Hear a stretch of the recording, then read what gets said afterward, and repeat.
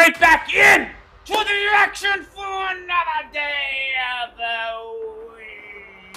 Yes! Welcome to the Friday edition of Chasing That Paper, presented by VegasInsider.com, the Football Friday edition of the program. 10 total picks for the Saturday and Sunday NFL games. Don't you love this point of the season?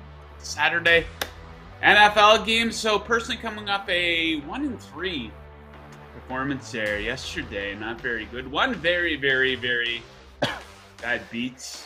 We will recap what happened on Thursday Night Football in the second half of the show. But my co-host for today, Ian McMillan, he confided in me prior to coming live here on YouTube that he's incredibly hungover this morning. A lesser man would have called in sick, so we do give Ian credit for joining us here, although he was late to our pre-show meeting. But he is here, better late than never. So Ian, tell us, what did you get into last night? Well, I was at the Maple Leafs game last night, Joe, at Madison Square Garden. It was just one of those times where the beer kept coming and I kind of lost track, and before I know it, I was drunk. So, bit of a rough morning, but I'm okay. I've been here before. This ain't my first rodeo. I'm ready to go. Yeah, baby. Yeah. What do you pay for a beer at MSG? I think they're like $16, but they're like tall boys, but still, it's $16 beer. Okay. Yeah. They are tall boys. That's absolutely brutal. I think it's the your Atlanta Falcons. They have like $5 beers, or a couple of these teams. They have the. You need something to get in the stadium. Concessions. What I used to like to do is you go to a ball game and you put a pint of rum in your back pocket or in your belt, and then you just buy the soda with like the refillable cup, and you mix yourself a couple of drinks. That's how you save a couple of bucks at a ball game, ladies and gentlemen. All right, Ian, a lot to get into here. A lot of great action this weekend. So let's get right into that action. We're going to start things off on Saturday. 3 games on Saturday. This is absolutely beautiful. My favorite bet for the Saturday NFL games. It comes from the Ravens and Browns game, where there is a total of 38.5. Give me the under. Let's get right into it. So the Browns offense, it's gotten worse with Deshaun Watson at quarterback. Check this out. The offense has scored a total of 16 points in 2 games since Watson's return. You'll recall special teams and defensive touchdowns in that Texans game. 5 yards per play in one game, 4.9 in the other. That's bordering on league worst levels. Rock bottom scoring in Ravens games, potential for it here as well. So check out these point totals in 3 of their last 4 games. 30 total points versus Pittsburgh, 19 versus Denver, and 16 versus Carolina. 3 straight Huntley starts going back to last season failed to cross 30 points. With both of these being run-heavy offenses, they will suck that clock all game long. Baltimore, they really do lack big playability. These second-tier passes for 20-plus yards this season. They expect a lot of punting in this game. Browns converting on just 28% of third down attempts since Watson took over at quarterback. Just 26% for Baltimore in Huntley's games. Baltimore, great third down defense all season. They are the second best third down defense in the NFL. Over the last 3 games, the Cleveland Browns have the second best third down defense in the NFL. Give me under 38.5 for Ravens Browns. Okay, Ian, your best bet for the NFL Saturday slate. What are you looking at? Yeah, looking at the Saturday night game, and I know that you and producer Tito are low on your Miami Dolphins, but I will go to battle for them. I might be the only one on the Dolphins this weekend. I see everyone's all over the Bills here. Give me the Dolphins +7. Saturday night against the Buffalo Bills. I'm going to underreact to a few narratives that I think everyone else is overreacting to. One being that the Dolphins have been figured out by teams after a couple of tough losses against good teams, and the other one is that they're going up to Buffalo. They don't know how to play in snow. This is Miami. They're used to hot weather. Oh, who cares? This team's going to be just fine. This spread is way too big for a game between 2 very good teams. 3rd and 6th in net yards per play. Sure, the Bills should be favored, but by 7 points, That's kind of insane, especially considering how well the Miami defense has been playing lately, which is not something a lot of people are talking about. Over their last 3 games, the Dolphins' defense is 4th in opponent yards per play, 4th in red zone defense, and 4th in opponent yards per carry. Have some faith. This spread is too big. Give me the Dolphins +7 on Saturday night. Fins up, baby. I don't think they'll win that outright, but I think they'll be competitive. I'm slowly backing away from the ledge. You know, it's pretty depressed on Monday morning, the performance from my Dolphins there. On Sunday, anyhow, we move on to the Sunday slate. We're going to start things off with the Eagles going over their team total of 28.5 points. This is a mismatch of epic proportions. Check out what the Eagles offense has done lately here. Their last 3 games, they've scored 48, 35, and 40 points. The Bears defense in this span ranks 29th in yards allowed per play, 31 or more points allowed in 4 of their last 6 games. This is a nightmare matchup for the Bears defense. The Bears! Philly is 2nd in yards per pass attempt and 2nd in red zone TD scoring percentage. The Bears are 30th and 26th in these categories. Philly will be moving that ball through the air with ease and on the ground and controlling the clock all game long. 4th and 3rd down offense versus 32nd and 3rd down defense here. Give me the Eagles to roll against the tanking Chicago Bears. Ian, you have a bet for this game too. What are you looking at? Yes, I do, Joe. And yeah, sure, the Eagles can score a lot of points, but I think the Bears might score a lot of points here as well. So give me the Bears +9 in this spot because we all know the biggest weakness for this Eagles team is the inability to stop the run. So far this season, they are 24th in opponent yards per carry. They're allowing 4.7 yards per rush and 4.9 yards per carry over their last 3 games, and now they have to take on the final boss of running teams.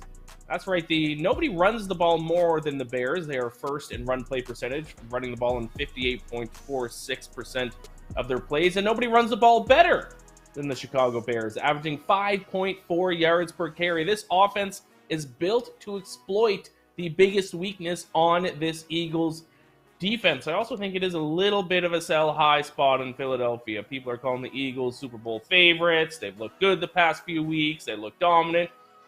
Don't forget this team did lose to the Washington Commanders a little while ago. And that was right around when everyone was starting to get a little too high on them. So it might be a time to sell high on this team once again. I will take the Bears to at least keep this game kind of close at +9.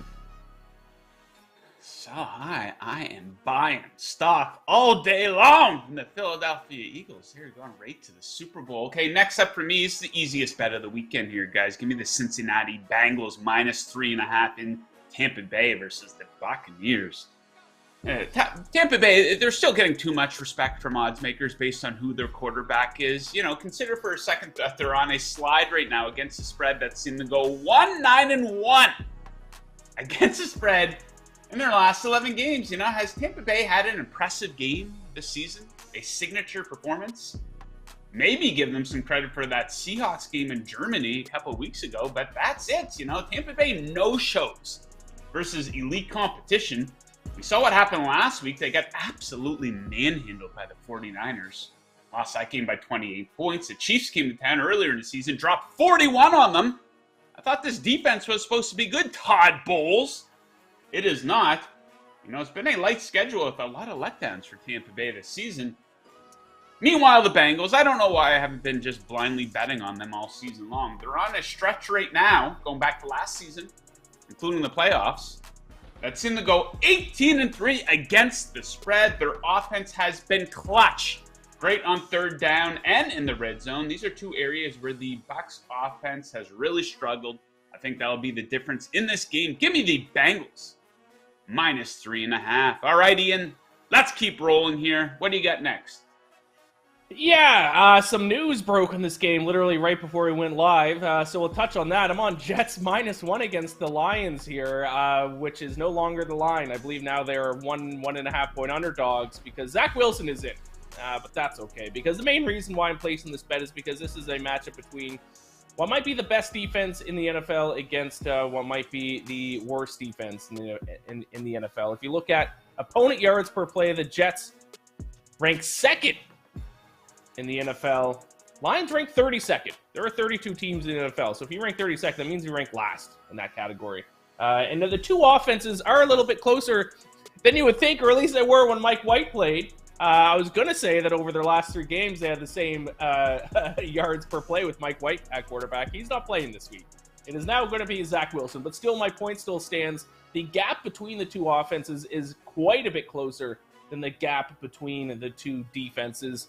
And, yeah, why don't we just trust Zach Wilson? Because I've looked at Twitter since the announcement has been made, and now people are treating the Jets like they're the worst team in the NFL with Zach Wilson at quarterback. He's not that bad. He still had he had a 101 quarterback rating against the Buffalo Bills when they beat them.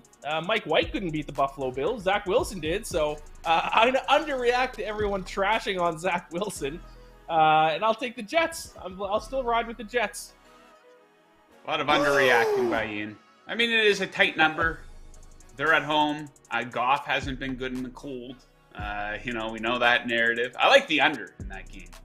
Had I known it was Zach Wilson beforehand, that would have been one of the picks for the show. Maybe I'll do a little rundown of that on my Twitter. So check that out. Okay, so let's keep on moving here, guys. What a game this is. Oh, my God. Everyone's talking about the big Cardinals-Broncos game this weekend. You know how we do when the Broncos are playing. We take the under in Broncos games around here. This one's set at 37 points. The Broncos are 11-2 to the end of the season. Broncos game finally went over last week. All it took was the best offense in football to come into town, the Kansas City Chiefs. That one went over. I think they get back to the low-scoring ways in this one against the Cardinals. Colt McCoy, my quarterback here. Colt McCoy doesn't equal offense. Don't give me this Colt McCoy is better than Kyler Murray crap. He isn't. I don't want to hear it for a goddamn second. Check him out. His last 2 times out, 10 points and 13 points. Versus the Patriots and the 49ers, 4.7 and 4.4 yards per play in these games. And you might say, this number's too low. I'm staying away from it. Don't listen to that voice in your head because Denver has stayed under 37 points in 9 separate games this season. Average combined score of just 33.2 in their games. At home, that number drops to 32. Expect a lot of punting in this game. These teams are 24th and dead last in third down conversion percentage. Denver defense, really good. One of the best in the NFL. They have the 4th best third down defense in all of the National Football League. Give me under 37 Cards Broncos. All right, Ian, let's keep moving here. Come on, we got no time to waste. Yeah, I'm going to wrap up my picks. A couple of total bets, which is weird. We're kind of changing things up. Usually I'm all sides, they're all totals, but we're switching things up a little bit on this show this week. Tito, you got to cool with that sound effect. I don't know if I like that sound effect. Well, you once per show on the damn sound effect. I know it's from wrestling. Ron Simmons. I like the booing. I like the clapping. I think you might have missed the clapping when I introduced you. He was supposed to use that every show. But yeah, I don't know if he's had a Ric Flair woo yet. Anyhow, let's get back to business here, Ian. What are we looking at? There it is. Here we go. I'm on the under 49.5 between the Chiefs and the Texans here. I don't know why this total is so high, Joe, because this game features the worst offense in the National Football League, the Houston Texans. They absolutely stink offensively. Could have beat the Cowboys last week if they could have just punched it in on 1st and goal. But nevertheless, 31st in yards per play, 31st in third down conversion rate, 31st in red zone offense. I don't know how many points they're going to score in this game to contribute to this high total. And the Texans' only bright spot is a few key defensive areas. They're actually not bad on third down, and they're actually really good in the red zone. They're 16th in opponent third down conversion rate, 7th and red zone defense. Teams are only scoring a touchdown on 52.27% of red zone trips against them. If they can keep the Chiefs to just a couple of field goals instead of touchdowns, that's going to contribute nicely to this total going under. And also, these two teams are combined for only 45.7 points per game this season. That's well under the set total of 49.5. I don't know why it's such a high total. Give me the under between the Texans and the Chiefs. All right. Kind of like the Texans to cover that spread. Maybe we'll get Ian to weigh in on that later. Okay, my last pick for the show today. Gonna go with another team total. Gonna take the over for the Patriots. It's at 21.5 in Las Vegas versus the dinky Las Vegas Raiders. So everybody scores in Las Vegas. Not everyone wins. Everyone scores in Las Vegas, though. Some dumpster fire offenses have come into town, put up some point totals. The Cardinals scored 29 there. Denver, probably the worst offense in the league, managed to get to 23 there. And the Jeff Saturday-led Colts scored 25 points in Las Vegas against the Raiders. This is a great spot for Mac Jones. The Mac attack will be on display here. Las Vegas is 28th in yards allowed per pass attempt, while ranking near the bottom of the league in pressure percentage and sacks. Last time he played a bad pass defense, he lit up the Vikings for 381 yards through the air on the way to 26 points. And some real third down and red zone issues for this Raiders defense. They're 26 on third down, 29 in the red zone. I expect the Patriots to be able to exploit that. Matt Patricia is going to stuff Josh McDaniels in a locker in beautiful Las Vegas. Over 21.5 points for New England. All right, Ian, bring it home for us. Your final pick of the show. Yes, I just gave an under bet. I will now give my favorite over bet for this week, Joe. I'll go with the Titans and the Chargers over 46 here. Both defenses have been struggling as of late. 22nd and 30th in opponent yards per play over their last 10 games. But really, I think why this total is going to go over, because this is a fantastic offensive, stylistic matchup for both offenses, not just one, both.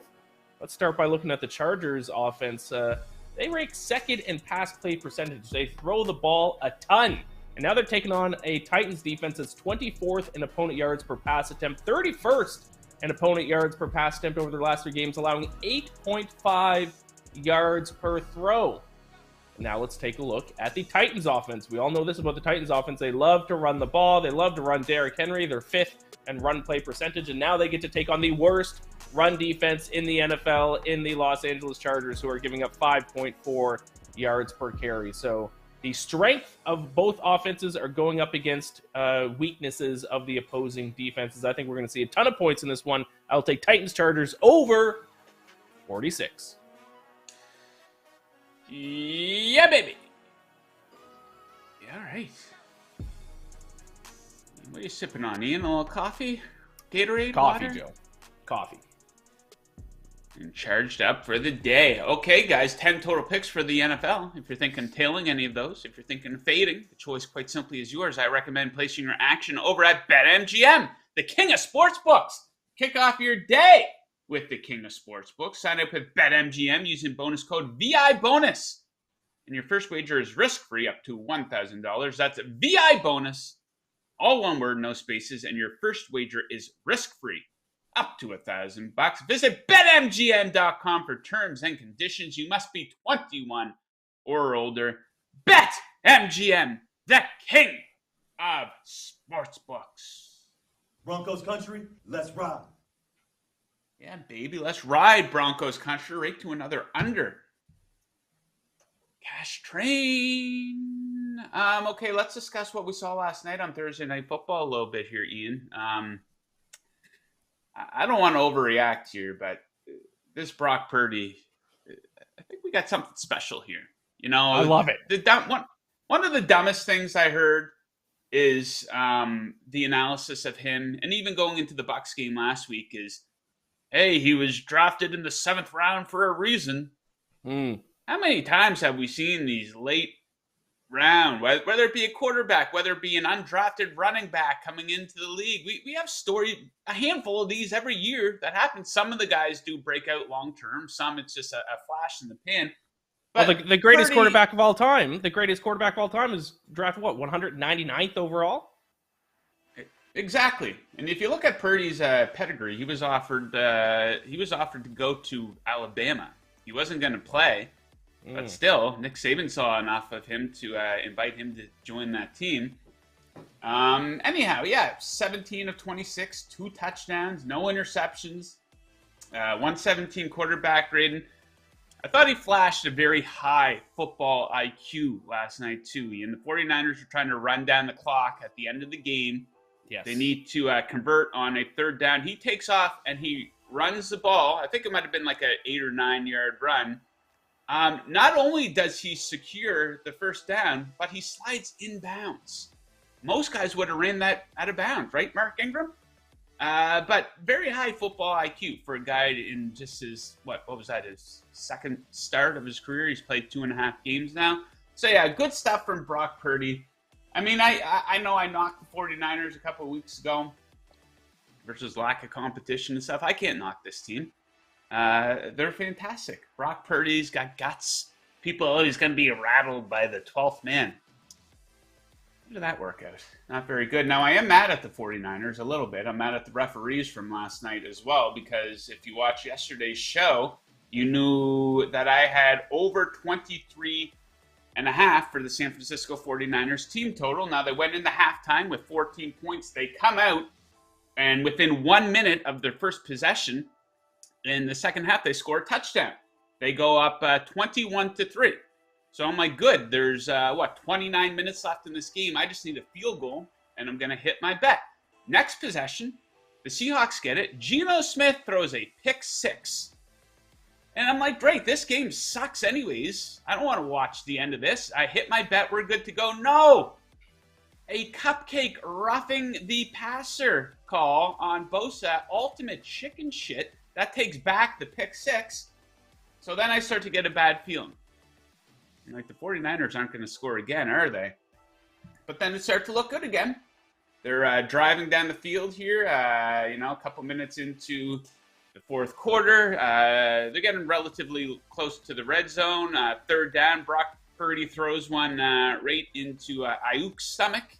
Would have brought them inside the 15, I believe. But there was a drop on an easy pass, and I say, oh, that sucks. But still, no big deal. A 43-yard field goal, bit more than a chip shot, but hey, we're probably going to hit the winner on this. No. Field goal kicker comes out, and he misses the kick. Then I think, okay, this is a bad beat. This bet is dead. Got no chance. The Seahawks come out. They score pretty quickly. A minute and 25-second drive. They score a touchdown. 49ers get the ball back with some time to go. I say, hey, maybe there's an outside shot. They got to break a big one, whatever. They do break a big one. Buddy takes off on a 40-yard run. I think he's going to get into the end zone. Seattle probably should have let him score. But they didn't show any football IQ there. No, he gets taken down on the one. The 49ers kneel. End of the game. So about 3.5 things happened to lead to that bad beat. The final 29 minutes of the game, the 49ers do not score a single point. So that was difficult. That's 2 straight Thursdays now. Now, as you recall, I was on the Raiders on a teaser last Thursday. They just need to win that game by a single point. And I say it all the time, sometimes these bad beats, they roll right off you. Sometimes you make a bad call. Like last night I was on the under in the Bucks-Grizzlies game. The Grizzlies went on to score 130 points of their own. So that wasn't even close. So you just say, hey, bad call by me. But it was a right call on the 49ers. So I had a rough sleep last night as a result of that. So that really sucked. Ian, any takeaways from Thursday night or last night?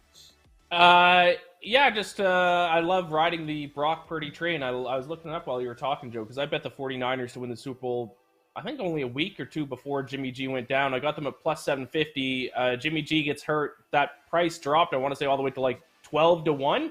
And I was just checking in on the odds. I'm happy to announce that it is back at the same price that I bet it at, plus 750. So I thought that Super Bowl ticket was dead in the water, but the 49ers looking pretty good with Brock Purdy. Who knows? It's fun. It's fun. He's a fun quarterback to watch. I like him. Yeah, he's clutch. It's not like he's getting lucky out there. They're running a dink and dunk offense, or he's only throwing it 15 times per game. He's making some really good plays. like the mid-range throws on third down, and the play calling obviously has a lot to do with it as well. Being able to lean on Christian McCaffrey helps, but for the guy who's drafted last overall, this has the potential to be like a real incredible story. If we're here, what is it, December 16th, if we're here talking about how good Brock Purdy is a month from now, when we're in the thick of the playoffs. Me and Brock Purdy share the same birthday. How about that? I love this guy. December 27th. Shout out Brock Purdy. December 27th.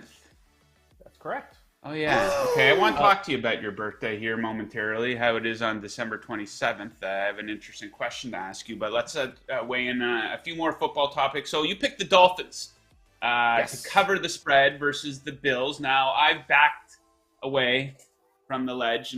As you recall on Monday's show, I was quite hurt by what we saw from the Dolphins there on Sunday. If the Dolphins get a split in their final 4 games, it looks like they will make the playoffs, get in. That's kind of all I asked for coming into the season. Make the playoffs. I want to watch you guys in a playoff game. Maybe they'll just be signing up to get destroyed by the Kansas City Chiefs. But hey, a playoff appearance is a win. So, yeah, I think there's not a whole lot of people that are going to be on Miami. All the press on them is so negative this week. And here's the one thing that bugs me. Yes, absolutely, they sucked the past 2 weeks. But, you see this story from a couple different outlets, a couple of, football minds out there that, hey, well, the league has figured out the Miami Dolphins offense. People kind of put it out there as if that's it. People have figured them out. They figured out Tua and Mike McDaniel's no longer a genius. You know who else has figured out that the league has figured out the Miami Dolphins offense? The Miami Dolphins know this as well. People make adjustments all the time, guys. And I do think that the snow and the cold, I think that's being overblown a little bit. You got to keep in mind, not every player on Miami is from Miami. A lot of these guys would have grown up in places where it snows and it's cold, and they went to college in places where it snows and it's cold, and it probably doesn't help them. Tua has not looked good in previous situations playing in the cold and the snow. Then again, in previous seasons, he wasn't as good as he is this season. So, Ian, I'll get you to weigh in on that again really quickly. You kind of touched on it, that you're underreacting to the weather and kind of the negative press the Dolphins are getting here coming into this game. Yeah, you kind of said it, Joe. I mean, statistically, this is still one of the better teams in the NFL. A couple of, losses against solid teams is not going to, make me lose faith in them. And now they have to go to, who cares about snow in Buffalo? They're going to be fine. It's not like these guys are playing out in the middle of a field. They're playing in a stadium. They have heaters on the sidelines. They have things to keep their hands warm. They're not going to be actually, at least, maybe they are, unless it's like a blizzard during the game. Like, the snow's off the field, so it's going to be a little bit cold while they're playing. Then they can run back to the bench and stand next to a high-powered heater. This is not the Ice Bowl back in 1960. They have things to keep themselves warm. They're going to be fine. Everyone is blowing it out of proportion. They'll be fine. Yeah, maybe a bit of a buy low spot there for Miami, and that total seems to be plummeting a little bit, so that definitely will help the underdog in this case. 7, that's a lot of points. I could see, this being a run-heavy, low-scoring game. So, yeah, Miami could absolutely get inside of the number. I would love to see that. I would love to see an outright win. I think it's very unlikely, but we have seen stranger things. We almost saw a stranger thing last week with the Houston Texans going up against the Dallas Cowboys. Now we have a very interesting game. The Cowboys in Jacksonville to take on the Jaguars. I think the spread for this one is now set at 4. I'll give you my opinion, but I'll get you to meet yours first here. How do you see this one going? The Texans? No, the Cowboys-Jaguars game. I like the over in that one because I think both defenses have kind of regressed a little bit, and the spread is set right at the right number. Like, I'm kind of tempted to take the Jaguars, but their defense has been so bad lately that I can't do it. So I'm just going to take the over and root for some points. I think it's one of the harder ones to handicap because shouldn't the spread be a little bit bigger maybe, like with the Cowboys, how they've played lately. But the Jaguars are kind of like the Lions of the AFC because they had a good game last week. They still have a shot at the playoffs. So I'm just going to sit back and root for points. Yeah, I think my message to people out there would be don't be a prisoner of the moment. You know, if the Cowboys came out and had, you know, a normal, good performance, win by 10 points versus the Texans last week, I think the spread would be a little bit higher and people would be looking at them a lot differently coming into this game. You know, their defense has an enormous advantage over that of Jacksonville. And they're 6-1 in their last 7 games with a couple of straight up just ass kickings in that span. They had an 18-point win, a 20-point win, a 37-point win, a 35-point win. And let's keep in mind that the Jaguars, they are wildly inconsistent. They're coming off probably their best win of the season, absolutely, in Tennessee. But the week before that, they got absolutely manhandled by the Lions in Detroit. So you never really know what you're going to get from them. The week before that, they had a beautiful last-minute win, come from behind versus the Ravens. And you can point to other instances of them getting their ass kicked. And then hey, they played good here. Remember they went into L.A. and beat the shit out of the Chargers. Okay, so I want to talk to you about Christmas shopping a little bit here, but you said your birthday's on December 27th? Yeah, so I'm expecting my gift from you. It's got to be in the mail by now, if it's going to get all the way to New York by then. So yes, December 27th. It is. So I always ask people this question when they tell me their birthday's right around that date. Did you get absolutely screwed growing up where people would be like, hey, this counts as your Christmas and your birthday gift? Yes, 100%. I'd get a big gift on Christmas, and my parents would be like, "Now, don't forget, this is both your Christmas and your birthday gift." So I'd get like cake and maybe like a card on my birthday, but I never really got very many presents. Also, as a kid, it was tough because it's tough to have a birthday party right around then because people are doing Christmas stuff. Nobody wants to go to a birthday party 2 days after Christmas, and also. One of the great things about having a birthday as a kid is, like, if you're in school, they sing a song, you get all the attention that day, you get acknowledged. Nobody cared because my birthday obviously wasn't during school. So, yeah, I do not recommend having a birthday around Christmas. It's not great. But Brock Purdy shares that pain with me. This is why you are the way that you are. We have figured it out. We have cracked the code. Watered down birthdays. Half the presents that other kids would get from Christmas and birthday combined. This counts for both. Oh my God. I mean, a New Year's Day birthday, that's probably the worst. No, Christmas Day would be the worst. Christmas Day, yeah. Followed by, New Year's Day. And I don't think there's too many more that stand out. How would you feel about a Halloween birthday? I think that'd be kind of spooky. I think that's kind of fun. You get acknowledged at the party that you're going to and whatnot. A St. Patrick's Day birthday would be an absolute blast, I think. But, Tito has... Okay. We have a little chat just to bring you behind we have a little chat here that we can communicate with each other throughout the show. Tito says his birthday is on July 2nd. Everyone is always out of town for July. People go. I don't know. You're not going to screw that badly. Yeah, I think you're stretching out a little bit, Tito. Do people go out of town for July 4th? I guess maybe. Well, people, it's an excuse to part, but I view that as somewhat close to Halloween a little bit. People are in the party mode around that time. It's a party holiday. It's not a family holiday like Christmas is. It's a party holiday. I've had to hold my birthday on June 20th just to have people. Well, you got to surround yourself with better people, Tito, if you need to celebrate your birthday 2 weeks before. And what are you doing? I hold your birthday. You're a grown man.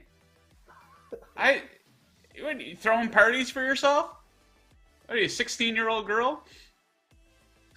Sweet 16 for Tito.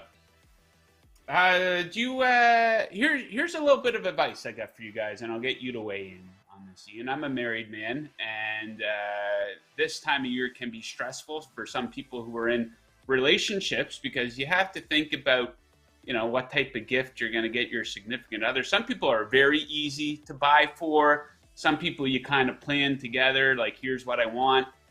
That's an ideal situation. But even more ideal than that, my wife and I do not exchange any Christmas gifts whatsoever.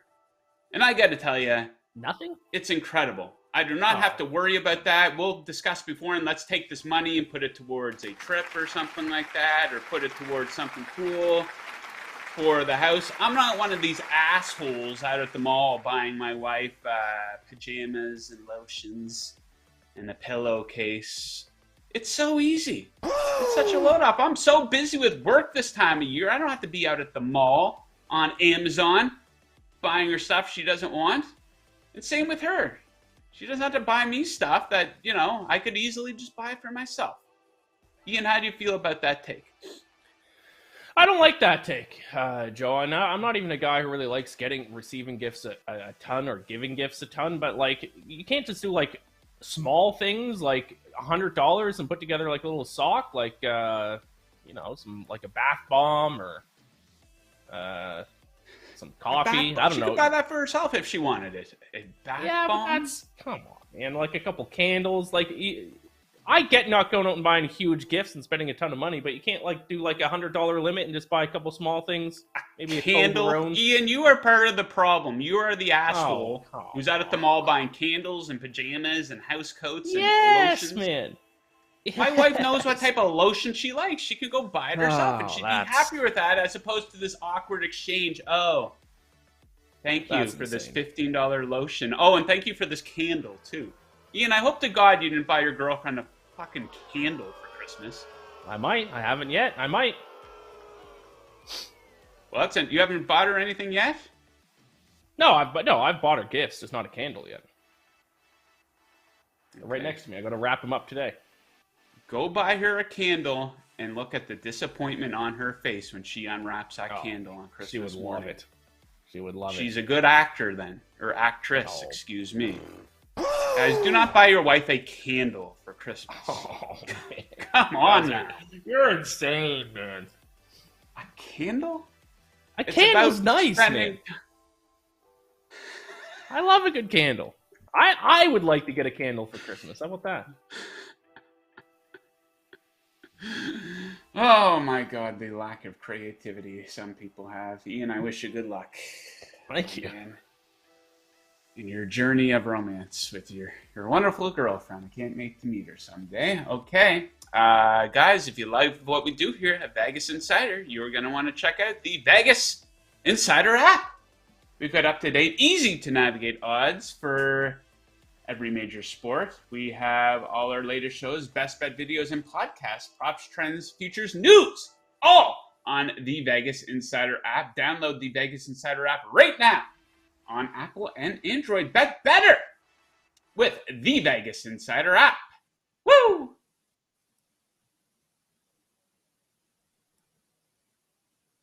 Okay, producer Tito is weighing in here.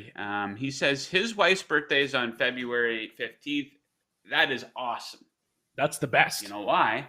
That is awesome, because then you can combine the Valentine's Day gift with the birthday. What a break Tito caught in life. You can combine the celebration of those two things into one as well. Tito hit the jackpot. And then you have a whole year before you have to worry about it again. Oh, the dream. You can do the flowers and everything. That's incredible. Like, that's the opposite of what Ian had as a kid with his birthday on December 27th. Now, she's getting screwed over a little bit by that. But good for Tito. And he's also saying he's getting married on February 19th. Congratulations, Tito. We expect to be invited to the bachelor party. Hopefully. Yes. Open bar on you. Yeah. Hopefully. Yeah. Okay, we put out a poll on Twitter. We put out a poll on Twitter. I don't know if Tito has her queued up here.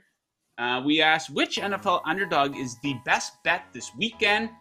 Ravens plus 125, Titans plus 125. No one likes the Bucs, and the Jaguars Plus 165. So, yeah, it's pretty tight here. The majority of the people on the Ravens, yeah, the way their defense is playing, I would not be shocked if they pulled off the small upset in Cleveland. Same with the Titans. People always count them out, probably even more so now, coming off of 2 ugly losses. Meanwhile, you don't get a whole lot of consistency out of the Chargers. Ian, if you needed to pick one out of that group, who would you pick? I think I would go Ravens. Yeah, I'd go Ravens. Indeed. Okay, let's move on to some picks from the CTP crew. I put out a request on Twitter. Quite a few responses the past couple days. Sorry we couldn't get everybody in.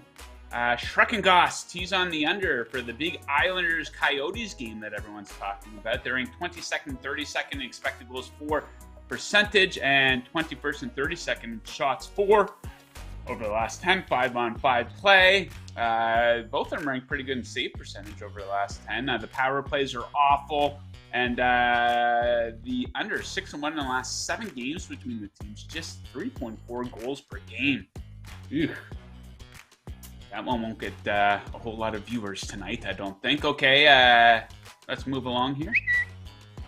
The big Roadrunners game, minus 2.5. They've won each of their last 10, and they're led by a powerful offense that scored an average of 38.7 points per game. Quarterback Frank Harris, he passed 3,865 yards for 31 touchdowns and 7 interceptions during the regular season. It's Frank Harris, Ian. Okay, good luck to our guy Tunnel Face 1 with that one. Our guy George M99 weighing in with the prop here. He likes Julius Randle to go over 2.5 3-pointers, minus 105. He has a lot of volume from the 3-point line, and the Bulls are abysmal at defending the 3. Knicks scored 18 threes 2 days ago versus these Bulls. Yeah, a rematch from a couple days ago.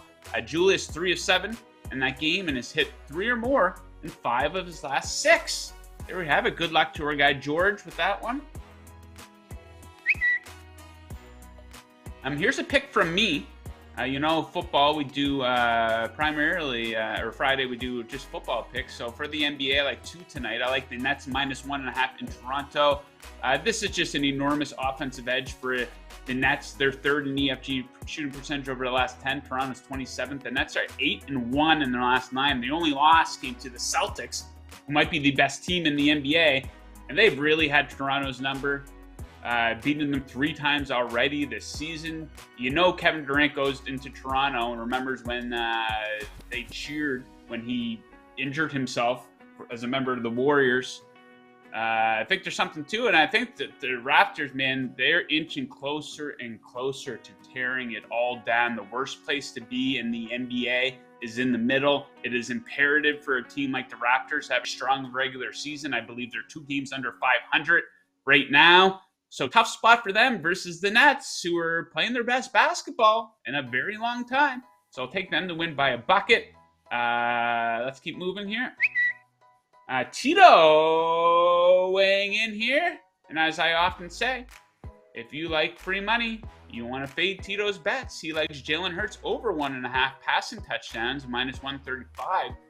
That does seem quite low, actually. Yeah, Chicago pass defense is putrid. Yeah, I pointed that out in my Eagles team total pick. And Hurts has passed this number in 3 straight games, and 8 times on the year. Should cross this easily. Yeah, there is the stats all back it up. There is the concern, though, that they're facing a much lesser team, and maybe they take their foot off the gas a little bit. I hope that does not happen. And I think maybe one more here. Yes or no? Tito weighing in again. He likes the under in this Dolphins-Bills game. Buffalo struggles to put up points versus any average to above average defenses. Bills without starting guard Ryan Bates. Miami sack percentage is top 10 bit of an error by Tito there with his sentence. Miami sack percentage is top 10 since adding Bradley Chubb. Okay. Inclement weather only helps. Good on Tito, checking the weather report. I do have in the back of my head, Ian, I did walk off the ledge after the Miami Dolphins lost there on Sunday. I'm prepared for them to lose, in Buffalo here. It is a tough spot for them to bounce back in. But I've been hurt so much by this team that it struck me the other day that the Dolphins potentially have the ability here to even ruin my Christmas because they're going to be hosting the Green Bay Packers. So I hope they don't completely fall off of a cliff. Yeah, they should. I'm seeing some parallels with them and the Seahawks here a little bit, but hopefully Miami goes in the other direction here. Okay, guys, it is now time for today's handicapper heat check presented by VegasInsider.com. Your home for the best expert picks in the business since 1997. Today's featured expert is Scott Rickenbach, who hits 7 college football wins in a row. Alex Smart continues his college hoops run, went 6-2 in his last 8 and 63-29 this season. Will Rogers is also on fire in college with an 18-5 college hoops and 23-10 college football record. Visit VegasInsider.com/picks for tonight's college best bets. That's your handicapper heat check. Stay hot, bettors. Yeah, guys, all right. Winding right down here. If you're on YouTube still watching right now, do me a favor. Hit that like button. Hit the subscribe button.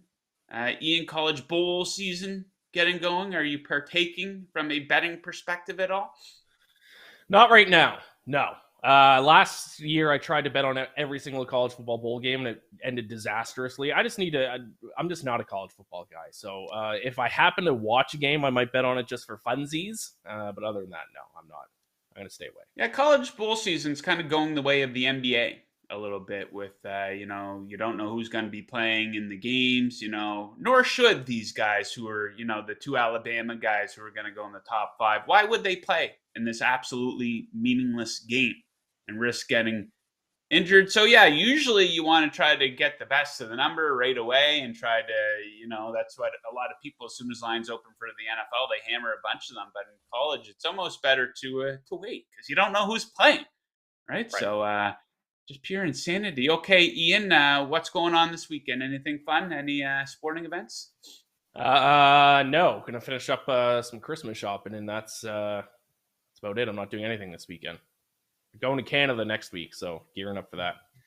Canada. Okay, guys, just a quick reminder here before we send you off for the weekend. We're going to go right up to the 23rd on this show, so shows every single day next week. Then we're going to take a little bit of a hiatus there for Christmas, and we'll come back the following Thursday to cover all of, which will be week 17. The NFL season. So we're not going to be leaving you hanging too much, but we're going to take a little break here to enjoy the holidays. Okay, guys, that's it. Big week of football, big weekend of football ahead of us. We wish you good luck with your bets tonight and this weekend, unless, of course, you are fading us. And as always, keep chasing that paper. Woo!